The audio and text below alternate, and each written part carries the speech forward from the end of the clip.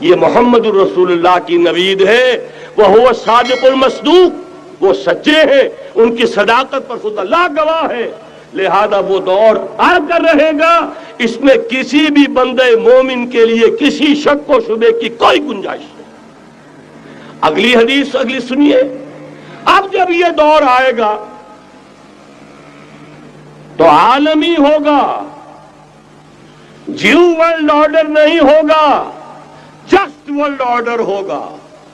یہ new world order NWO، حقیقت میں جیو ورلڈ آرڈر ہے JWO، لیکن اسی کو بدلنا ہے جسٹ ورلڈ آرڈر آف اسلام، اور وہ گلوبل ہوگا۔ دو حدیثوں کا تذکرہ کر دوں۔ حضرت ثوبان حضور کے ایک آزاد شدہ غلام تھے، وہ روایت کرتے ہیں، مسلم شریف کی روایت ہے، یہ صحیحین میں فرماتے ہیں کہ حضور نے ارشاد فرمایا، ان اللہ زوالی الارض فرأیت مشارقها ومغاربها وان امتی سیبلغ ملکها ما زوی لی منها، رواہ مسلم رحمہ اللہ۔ حضور فرماتے ہیں اللہ تعالیٰ نے میرے لیے پوری زمین کو لپیٹ دیا، یہاں تک کہ میں نے اس کے سارے مشرق دیکھ لیے، سارے مغرب دیکھ لیے، اور سن لو مجھ سے، ٹیک اٹ فرام می، میری امت کی حکومت ان تمام علاقوں پر قائم ہو کر رہے گی جو مجھے زمین کو لپیٹ کر اور سکیڑ کر دکھا دیے گئے۔ گلوبل ہوگی کہ نہیں؟ دوسری حدیث سنیے، یہ پھر مسند احمد ابن حنبل کی ہے۔ حضرت مقداد ابن الاسود رضی اللہ تعالی عنہ فرماتے ہیں، حضور نے فرمایا، لا يبقى على ظهر الارض بيت وبر ولا مدر الا ادخله الله كلمة الاسلام بعز عزيز وذل ذليل، اما يعزهم الله فيجعلهم من اهلها او يذلهم فيدونون لها۔ یہ ہے حدیث مسند احمد ابن حنبل کی۔ اور حضرت مقداد فرماتے پھر میں نے کہا اچھا تب تو ہو جائے گی وہی بات، وَيَكُونَ الدِّينُ كُلُّهُ لِلَّهِ، دین کل کا کل اللہ کے لیے ہو جائے گا۔ حدیث کا ترجمہ یہ ہے کہ حضور نے فرمایا، روئے زمین پر نہ کوئی اینٹ گارے کا بنا ہوا گھر رہے گا، نہ کوئی اونٹ کے بالوں کے بنے ہوئے کمبلوں کا خیمہ رہے گا جس میں اللہ تعالیٰ کلمہ اسلام کو داخل نہ کر دے۔ لیکن یہ داخلہ دو طریقے سے ہوگا، بعز عزیز و ذل ذلیل، یا صاحب عزت کے اعزاز کے ساتھ، یا کسی مغلوب کی مغلوبیت کے ساتھ، یعنی یا تو اللہ تعالیٰ ان کا اعزاز فرمائے گا اور وہ کلمہ اسلام کے خود قائل ہو جائیں گے۔ جب گھر والا خیمے والا اسلام لے آئے گا تو اسلام اس کے گھر میں داخل ہوگا، اس کو بھی عزت نصیب ہوگی۔ وَلِلَّهِ الْعِزَّةُ وَلِرَسُولِهِ وَلِلْمُؤْمِنِينَ، عزت و حق ہے اللہ کا، اس کے رسول کا اور اہل ایمان کا۔ اور اگر وہ اسلام قبول نہیں کرے گا تو یؤتُ الْجِزْیَةَ عَنْ یَدٍ وَهُمْ صَاغِرُونَ، چھوٹے ہو کر رہنا پڑے گا، جزیہ دینا ہوگا، اسلام کی بالادستی قبول کرنی ہوگی۔ بتائیے اس کے بعد بھی کوئی شک ہے؟ یہ ہے آسمانی نقشہ۔ یہ اللہ فرما رہے ہیں واللہ متم نورہ ویابی اللہ الا یتم نورہ لیظہرہ علی الدین کلہ ولو کرہ المشرکون، یہ اللہ کا فیصلہ ہے۔ ادھر یریدون لیطفئوا ہے، یہ زمینی نقشہ ہے۔ اب شکل کیا ہے؟ اب میں آپ سے عرض کر دوں کہ ان دونوں کے مابین جو خلا نظر آ رہا ہے، کوئی شخص یقین کے ساتھ نہیں کہہ سکتا کہ اب حالات کا کیا رخ ہوگا، اس لیے کہ ظاہر بات ہے قرآن مجید میں مستقبل کے بارے میں خود حضور سے کہلوایا گیا، وَإِنْ أَدْرِي أَقَرِيبٌ أَمْ بَعِيدٌ مَا تُوعَدُونَ۔ لوگوں مجھے معلوم نہیں ہے کہ جس بات کی تمہیں خبر دی جا رہی ہے وہ قریب آ چکا ہے یا دور ہے۔ وَإِنْ أَدْرِي لَعَلَّهُ فِتْنَةٌ لَكُمْ وَمَتَاعٌ إِلَىٰ حِينٍ، اور میں نہیں جانتا، ہو سکتا ہے اللہ کچھ اور مہلت دے دے تمہیں، اور کچھ اور آزمائش جو ہے اس کے لیے تمہارے لیے کوئی اور مہلت عطا فرما دے، ہو سکتا ہے۔ تو میں بھی کسی دعوے سے نہیں کہہ رہا، لیکن دو امکانات ہیں۔ امکان نمبر 1 کیا ہے؟ ابھی عالم اسلام کا ایک سالڈ بلاک ہے جو یہودی ورلڈ آرڈر کی نگاہوں میں کھٹک رہا ہے. میں کھٹکتا ہوں دل یزداں میں کانٹے کی طرح. اگرچہ ان کی اسٹریٹجی کیا ہے؟ ایک ایک کر کے ان کے حصے بکھرے کر کے تیا پانچا کرو. ابھی وہ بلاک کون سا ہے؟ ایران ہے، افغانستان ہے، پاکستان ہے اور روسی ترکستان سے آزاد ہونے والی جو ریاستیں ہیں. یہ ایک سالڈ بلاک ہے. یہ عجمی مسلمان عربی نہیں، عربی گئے، یہ نوٹ کر لیجئے. اس لیے کہ عربوں کو اللہ نے فضیلت دی تھی، محمد ان میں سے تھے صلی اللہ علیہ وسلم، یہ رتبہ بلند ملا جن کو مل گیا. لیکن ساتھ ہی اللہ نے دھمکی بھی دے دی تھی سورہ محمد میں، ان تتولوا یستبدل قوما غیرکم، اگر تم پیٹھ دکھا دو گے اس مشن کو جو ہم نے تمہارے حوالے کیا ہے، تمہیں ہٹائیں گے، کسی اور کو لے آئیں گے. اور یہ بات ہو چکی ہے 13ویں صدی عیسوی میں، 1258 میں جب سقوط بغداد ہوا ہے، عربوں کے ہاتھ سے عالم اسلام کی قیادت چھین لی گئی، معزول کر دیے گئے. اس کے بعد قیادت کن کے ہاتھوں میں آئی؟ ترکوں کے ہاتھ میں. ترکان تیموری ہندوستان میں، ترکان صفوی ایران میں، ترکان سلجوقی مڈل ایسٹ میں، اور ترکان عثمانی کا تو کہنا ہی کیا ہے. وہ ایشیا مائنر سے چل کر آپ کو معلوم ہے کہ مشرقی یورپ کا کتنا بڑا علاقہ، دی گریٹ آٹومان امپائر اس صدی کے آغاز تک قائم تھی. اس صدی میں عجیب عجیب معجزے ہوئے ہیں. گریٹ آٹومان امپائر جو 3 بر اعظموں پر محیط، نام و نشان ختم. The great U S S R, نام و نشان ختم. اب تو روس صاحب ایک ملک کی حیثیت سے رہ گئے. یہ اس صدی میں دو اور وقت نہیں ہے میں اور آپ کو کیا بتاؤں. اس صدی میں تو بڑے بڑے عجیب عجوبے ہوئے ہیں. بڑی بڑی 2 عظیم جنگیں ہو چکی ہیں، تیسری جو ہے سر پر کھڑی ہے، دور نہیں ہے، جس کو حدیث میں کہا گیا ہے الملحمۃ العظمی، تاریخ انسانی کی عظیم ترین جنگ. اور وہی صلیبی جنگ جس کا آغاز بوسنیا سے ہو چکا ہے. بہرحال اس وقت جو میں کہہ رہا تھا، ورنہ میرے پاس تو یعنی یہ کہ درد دل کہنے کے لیے وقت نہیں ہے، مجھے اپنی بات کو محدود کرنا پڑ رہا ہے. لیکن میں اب آ رہا ہوں اصل موضوع کی طرف کہ ایک امکان تو یہ ہے کہ اس بلاک میں اسلام کا احیاء ہو، اور اس کے لیے کچھ نویدیں بھی موجود ہیں احادیث نبویہ میں. وہ تو آپ نے سنا ہوگا اقبال کا شعر، میرے عرب کو آئی ٹھنڈی ہوا جہاں سے، میرا وطن وہی ہے، میرا وطن وہی ہے. حدیث میں آتا ہے یخرج ناس من المشرق یؤتون للمہدی یعنی سلطانہ، مشرق سے فوجیں نکلیں گی کہ جو کہ مہدی کی حکومت قائم کریں گی. یہ مہدی اہل تشیع کے مہدی اور ہیں، ہمارے مہدی اور ہیں.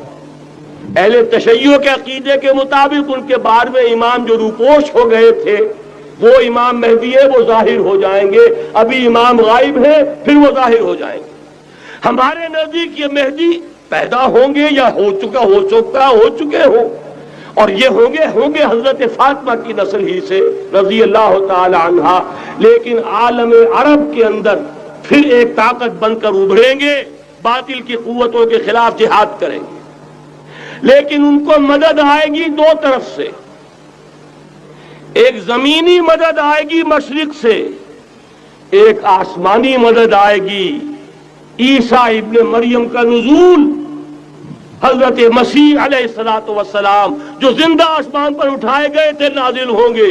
اور در حقیقت ان 2 مددوں کے نتیجے میں پھر یہود کا قلعہ قمع ہوگا، اور یہی گریٹر اسرائیل ان کا گریٹر گریو یارڈ بن کر رہے گا، عظیم تر قبرستان بن کر رہے گا. اس کی بڑی واضح حدیثیں موجود ہیں، اس کی بڑی تفصیلی خبریں موجود ہیں. یہ احادیث کی کتب کے اندر بدقسمتی سے ہماری اس کی طرف توجہ نہیں. ایک تو یہ ہو سکتا ہے، اسی طریقے سے ایک اور حدیث ہے، یخرج من خراسان رایات سود، اور یہ مسلم شریف کی روایت ہے، نوٹ کیجئے گا، نہیں ترمذی شریف کی روایت ہے، یخرج من خراسان رایات سود لا يردها شيء حتى تنصب بإیلیا، اور خراسان حضور کے زمانے میں آج کے افغانستان کا نام تھا۔ یہ افغانستان میں جو جہاد ہوا ہے، غلطیاں ہوئی ہیں اور غلطیوں کا خمیازہ بھگت رہے ہیں۔ یہ تو اللہ تعالیٰ کی سنت ہے جس میں اللہ نے صحابہ کو بھی ایگزمپٹ نہیں کیا، غلطی کی سزا دی ہے۔ 35 صحابہ کی غلطی غزوہ احد میں ہوئی، جہاں سے حکم تھا کہ مت ہٹنا، 50 میں سے 35 ہٹ گئے، نتیجہ کیا نکلا؟ فتح شکست میں بدل گئی، 70 صحابہ شہید ہو گئے۔ اللہ تعالیٰ نے فرمایا وَلَقَدْ صَدَقَكُمُ اللَّهُ وَعْدَهُ إِذْ تَحُسُّونَهُم بِإِذْنِهِ حَتَّىٰ إِذَا فَشِلْتُمْ وَتَنَازَعْتُمْ فِي الْأَمْرِ وَعَصَيْتُم مِّن بَعْدِ مَا أَرَاكُم مَّا تُحِبُّونَ۔ مسلمانوں، ہم سے گلہ نہیں کر سکتے، ہم نے اپنا وعدہ سچا کر دکھا دیا تھا، جبکہ تم انہیں گاجر مولی کی طرح کاٹ رہے تھے، لیکن جب تم ڈھیلے پڑ گئے، تم نے ڈسپلن کو توڑا، تم نے اختلاف کیا تو سزا دیا۔ تو اگر صحابہ کرام رضوان اللہ تعالی علیہم اجمعین، خیر الناس بعد الانبیاء، پوری نوع انسانی کے اندر انبیاء کے بعد بلند ترین انسان، اگر ان کی بھی غلطی کا خمیازہ جو ہے اللہ نے چکھایا، کیوں چکھایا؟ ضروری تھا، آئندہ کے لیے سبق ہو جائے۔ یہ وَلِيُمَحِّصَ مَا فِي قُلُوبِكُمْ، تاکہ تمہارے دلوں کے اندر اگر کہیں کوئی کھوٹ ہے اور پاک کر دیں ہم۔ اس لیے بہرحال غلطیاں ہوئی ہیں افغانستان میں، ایک امام کے ساتھ بیعت نہیں تھی، بلکہ بدقسمتی اور پڑھ کر یہ ہے بیعت کر کے توڑ دی۔ عبد الرسول سیاف صاحب کے ہاتھ پر ہمارے پاکستان کے 7 گروپ جو تھے، انہوں نے عین حرم میں بیٹھ کر بیعت کی اور پاکستان آ کر بیعت توڑ دی، سزا اس کی مل رہی ہے۔ آپس کی خانہ جنگی یوں ہی نہیں ہو رہی، کوئی سبب ہے، لہذا یہ سزا تو ملے گی، لیکن جتنا خون یہاں پر خلوص کے ساتھ دیا گیا ہے اس کی مقدار بھی کم نہیں ہے، یہاں سے خیر برآمد ہوگا۔ اور دوسری بات اپنے بارے میں نوٹ کر لیجئے، یہ پاکستان، بچا کھچا Pakistan, what remains of Pakistan, یہ اصل میں ہے کیا؟ مولانا بہت خوبصورت انداز میں فرما رہے تھے، یہ 313 نہیں تھے، اسلام تھا۔ اسی طرح نوٹ کیجئے، پاکستان نہیں ہے، 4 صدیوں کی تجدیدی مساعی کا حاصل ہے۔ آپ نے کبھی نوٹ کیا ختم نبوت کے بعد اب سب سے اونچا منصب کس کا ہے؟ مجددین۔ سنن ابی داؤد کی روایت، ان اللہ یبعث فی هذه الامہ علی راس کل 100 عام من یجدد لها دینها۔ اور نوٹ کیجئے، کوئی بات ہے 1000 برس تک سارے مجدد عالم عرب میں پیدا ہوئے، جیسے ہی دوسرا 1000 سال شروع ہوا، الف ثانی کا مجدد اعظم شیخ احمد سرہندی کہاں تھا؟ صنم خانہ ہند میں حاضر ہوا۔ میں شیخ مجدد کی لحد پر، وہ خاک کے ہے زیر فلک مطلع انوار، گردن نہ جھکی جس کی جہانگیر کے آگے، جس کے نفس گرم سے ہے گرمی آرار۔ وہ پھر 12ویں صدی کا مجدد اعظم امام الہند شاہ ولی اللہ دہلوی، 13ویں صدی کا مجدد اعظم سید احمد بریلوی، اس کے خون کا امین اور اس کے ساتھ کے شہداء کے خون کا امین، ان کے جسموں کا امین آپ کا خطہ ہزارہ، آپ کا خطہ سوات، اس میں ان کی جانیں ہیں جو دی گئی ہیں۔ اور وہ نہایت میں آپ سے عرض کر دوں، دور صحابہ کے بعد اتنا خالص اسلامی جہاد پوری مسلمان تاریخ میں نہیں ملے گا جتنا وہ تحریک شہیدین کا تھا۔ 14ویں صدی ہجری میں شیخ الہند جیسا مجاہد اعظم کہ انگریز نے گرفتار کر کے قید بھی کیا ہے، تو کہاں ہندوستان میں نہیں، کہاں جزیرہ سائرس، کیا نام تھا،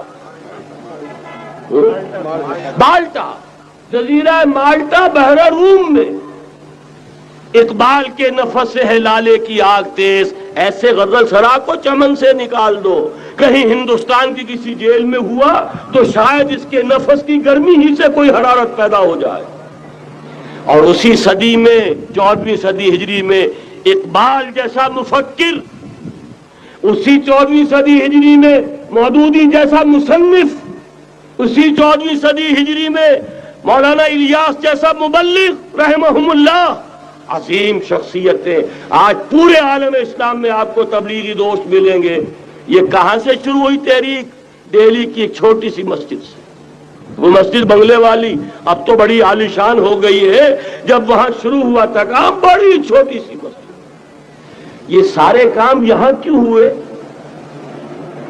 پورا عالم اسلام آزاد ہوا، کہیں نعرہ اسلام کا نہیں لگا، کہیں عرب قومیت پر، کہیں کسی اور عصبیت پر تحریکیں چلی ہیں، صرف تحریک پاکستان تھی کہ پاکستان کا مطلب کیا؟ لا الہ الا اللہ۔ کوئی سبب ہے کہ یہاں قرارداد مقاصد پاس ہوئی، حاکمیت اللہ کی ہے، کہ اکبر نام لیتا ہے خدا کا اس زمانے میں۔ یہ سارا ماضی سامنے رکھیے اور حضور کی دی ہوئی پیشن گوئیوں کا مستقبل سامنے رکھیے، ان دونوں سے ثابت ہوتا ہے اس خطے ارضی سے کچھ ہونا ہے۔ اگرچہ بھٹکے ہوئے ہیں لیکن کبھی بھولی ہوئی منزل بھی یاد آتی ہے راہی کو، اور بھٹکے ہوئے آہو کو پھر سوئے حرم لے چل، اس کی ضرورت ہے۔ مسلمان کو پھر اس کا مقصد یاد دلایا جائے۔ پاکستان اس لیے نہیں بنایا گیا تھا کہ ہمارے ہاں ٹاٹے اور برلے نہیں تھے تو ہمارے پاس اس کے بھی باغ وجود میں آ جائیں، اس لیے تو نہیں بنایا گیا تھا۔ پاکستان اس لیے نہیں بنایا گیا تھا کہ جاگیرداروں کی جاگیرداریاں محفوظ ہو جائیں، پاکستان اس لیے تو نہیں بنایا گیا تھا۔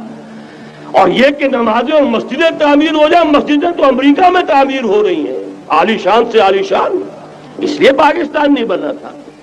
آج بھی مسلمان، میں معذرت سے عرض کر رہا ہوں مولانا سے، آج بھی بھارتی مسلمان کی ایوریج نمازی ہونے کے اعتبار سے پاکستانی مسلمان سے کہیں بہتر ہے۔ آج بھی برقع نظر آ جائے گا تو ہندوستان میں نظر آ جائے گا۔ میں نے اپنی آنکھوں سے دیکھا چند سال پہلے، جب مکہ مسجد حیدرآباد دکن میں 3 دن مسلسل میری تقریریں ہوئی ہیں، 10,000 مرد اور 5,000 خواتین، اور ان میں سے کوئی بغیر برقعے کے نہیں تھی۔ ایک سیلاب نظر آ رہا تھا برقعوں کا کہ جب جلسہ ختم ہوا ہے رات کے 12 بجے 3 دن تک متواتر۔ یہاں کہاں نظر آئے گا برقع آپ کو؟ یہاں تو جس کے پاس 2 پیسے ہو گئے اس نے سب سے پہلے برقع اتار کے پھینک دیا۔ معلوم اچھی طرح سمجھ لیجئے، یہ چیزیں تو وہاں زیادہ ہیں یہاں کی نسبت۔ اصل ضرورت تھی کہ یہاں اس نظام کو قائم کیا جائے، وہ نظام عدل اجتماعی، وہ جس میں حریت ہو، جس میں عام آدمی بھی خلیفہ وقت کو ٹوک سکے۔ یہ کرتا کیسے بن گیا؟ ایک خاتون بھی کھڑی ہو کر دامن پکڑ لے، عمر تمہیں کیا حق ہے کہ ہمارے مہر کے اوپر پابندی لگا رہے ہو، جبکہ اللہ نے نہیں لگائی۔ اللہ قرآن میں قنطارہ کا لفظ استعمال کر رہا ہے۔ ڈھیروں سونا دے دے کوئی شخص اپنی بیوی کو مہر کے اندر، طلاق دیتے وقت اس میں سے کچھ نہیں لے سکتا، آپ کون ہوتے ہمارے حق کے اوپر پابندی لگانے والے؟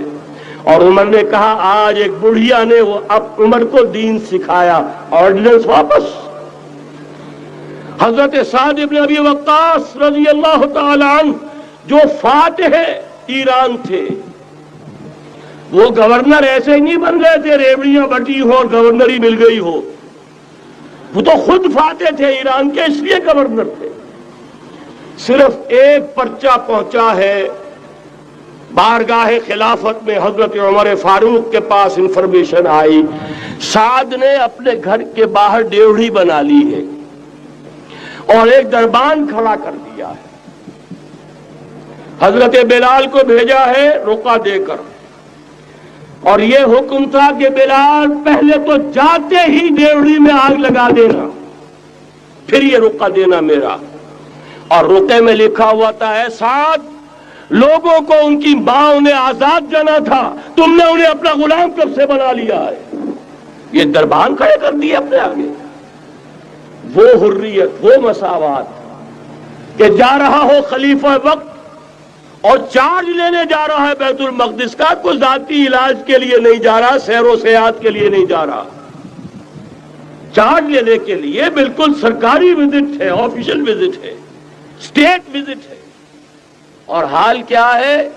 700 میل کا فاصلہ طے کرنا اور ایک اونٹنی، کوئی انٹوریج نہیں، کوئی خدم و حشم نہیں، کوئی جمبو جٹ بھرے ہوئے نہیں، کچھ نہیں، ایک اونٹنی، ایک خادم. اس ایک اونٹنی پر چونکہ راستے کا راشن بھی ہے لہذا 2 آدمی نہیں بیٹھ سکتے، ایک بیٹھ سکتا ہے. ایک منزل خلیفہ وقت بیٹھا ہوا ہے اوپر اور خادم نکیل پکڑ کر چل رہا ہے، اگلی منزل خادم اوپر بیٹھا ہے اور خلیفہ وقت عمر بن الخطاب رضی اللہ تعالی عنہ اور وہ آگے آگے نکیل پکڑ کر چل رہے ہیں. یہ نظام چاہیے آج نوع انسانی کو. اس کے انتظار میں، اس کی تلاش میں نوع انسانی نے کتنے تجربے کر لیے، کیسی چھلانگیں لگائیں، ملوکیت ختم کی، آسمان سے گرا کھجور میں اٹکا، جمہوریت آئی نام نہاد لیکن وہ سرمایہ دارانہ نظام بن کر آگے سے بڑھ کر لعنت بن گئی. پہلے جاگیردار مسلط تھا، اب سرمایہ دار اور کارخانے دار مسلط ہو گیا.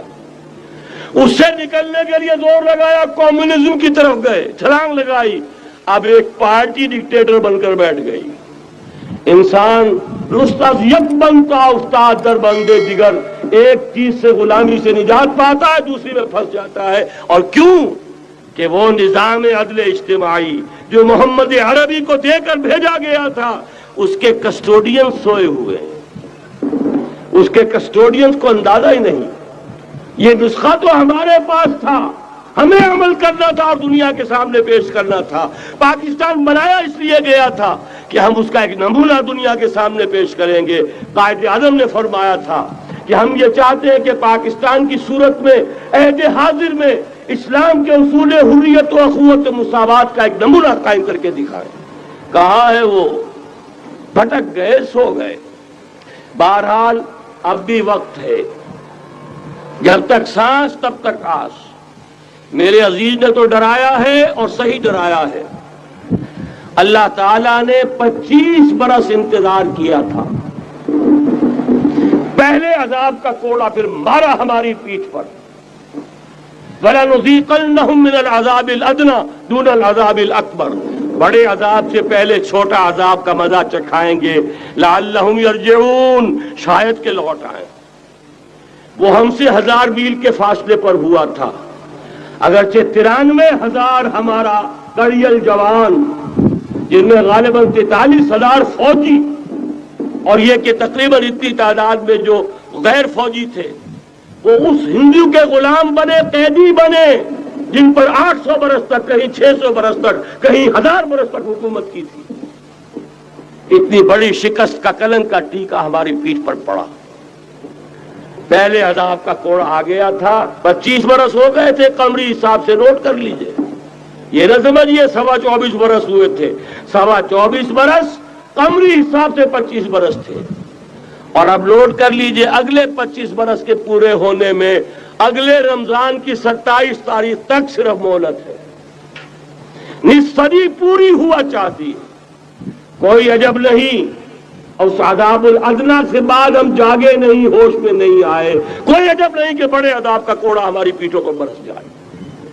لیکن مجھے یہ یقین ہے، نوٹ کر لیجئے، اگر یہ دوسرا امکان ہو گیا، خدا نہ خواستہ اللہ کے عذاب کا کوڑا ہماری پیٹھ پر برسا، مجھے یقین ہے اللہ ہندوؤں کو مسلمان بننے کی توفیق دے گا، لیکن اسلام کا بول بالا اسی خطے سے ہوگا. تاریخ میں یہ ہو چکا ہے آیا فتنہ تاتار کے افسانے سے، پاسباں مل گئے کعبے کو صنم خانے سے. تاتاریوں کے ہاتھوں کروڑوں مسلمان قتل ہوئے، لیکن اسلام نے تاتاریوں کو فتح کر لیا، اور پھر اسلام کا مسلمانوں کا دوسرا دور عروج انہیں تاتاریوں کی مختلف شاخوں کے تحت ہوا۔ وہ تاتاری ہی تو تھے، وہ سارے ہورس، ٹرکش ہورس، ترکان تیموری، ترکان صفوی، ترکان سلجوقی، ترکان عثمانی، وہی تو اسٹاک تو وہی ہے آیا فتنہ تاتار کے افسانے سے، پاسباں مل گئے کعبے کو صنم خانے سے، اس لیے کہ حضور نے فرمایا مشرق سے ہوگا، یہاں سے فوجیں چلیں گی، تو کوئی عجب نہیں۔